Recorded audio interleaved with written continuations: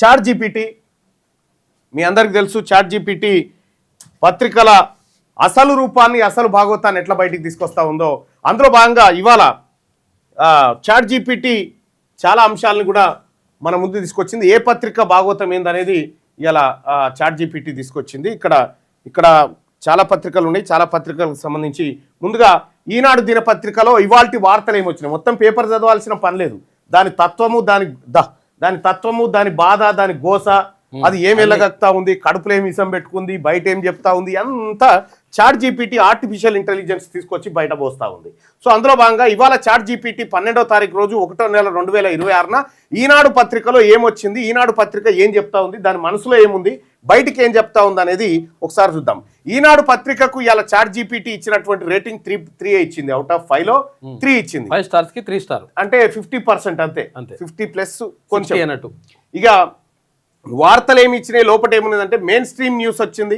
పండుగలు, పరిపాలన అనేటువంటి అంశాలను మెయిన్ స్ట్రీమ్ న్యూస్, ఆ తర్వాత పండుగలు, పరిపాలన గురించి మాత్రమే మెయిన్ స్ట్రీమ్లో కనిపిస్తూ ఉంటుంది. ఇక సామాజిక న్యాయం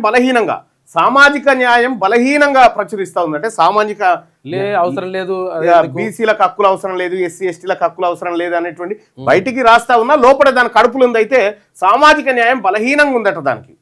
ఇక ఫోకస్ సంక్రాంతి, రాష్ట్ర పరిపాలన, అభివృద్ధి అనే అంశాల మీద ఫోకస్ చేసిందట.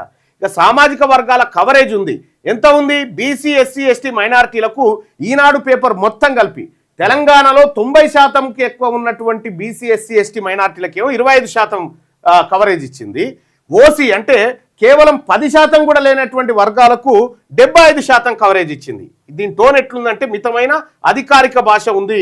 ఇది సామాజిక న్యాయం పైన ఎంత ఫోకస్ పెట్టిందని రేటింగ్ అడిగితే దీనికి 5కి 3 రేటింగే ఇచ్చింది చాట్ జీపీటీ.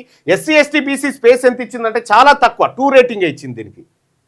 సో ప్రభుత్వ విమర్శ ఎంత ఉందంటే 3 రేటింగే ఉంది. అంటే ఈనాడు పత్రిక అన్ని విషయాల్లో అటర్ ఫ్లాప్ అయిపోయింది. కేవలం అగ్రవర్ణాలను జోకే విషయంలో మాత్రమే స్పష్టంగా ఉందనేది ఈనాడు పత్రికను ఆర్టిఫిషియల్ ఇంటెలిజెన్స్ గుర్తుపట్టింది. అంటే ఈనాడు పత్రిక బయట అక్షరాలు ఎన్ని రాసినా దాని కడుపులో ఉన్నటువంటి అంశం ఇగో ఇది ఈనాడు కథ.